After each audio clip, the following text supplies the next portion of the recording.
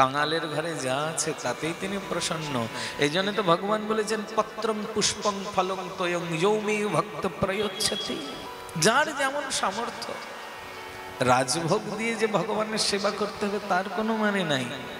যার যেমন সামর্থ্য আছে, সামর্থ্য তো তিনিই জানেন। এমন নয় বিত্ত স্বার্থ দোষে দুষ্ট হয়ে আমার সামর্থ্য আছে, আমি রোজ সুন্দর সুন্দর করে মিষ্টি মিঠাই দিয়ে 56 ভোগ করতে পারি, কিন্তু আমি দুটো চিনির দানা নকুল দানা দিয়ে ভোগ লাগিয়ে দিলাম, সেটা বিত্ত স্বার্থ দোষ।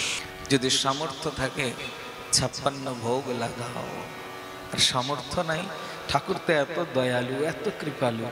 আমাদের মহাপ্রভু তো সব থেকে কৃপার অবতার। আমি বারংবার বলি সবাইকে যে মহাপ্রভু কতটা দয়ালু, হতদরিদ্রও তার সেবা করতে পারে। মহাপ্রভুর তো ভোজনের বিলাস নাই, যদ্যপি আমরা প্রভুর ভোজন বিলাস বলি। কোথায় বিলাস?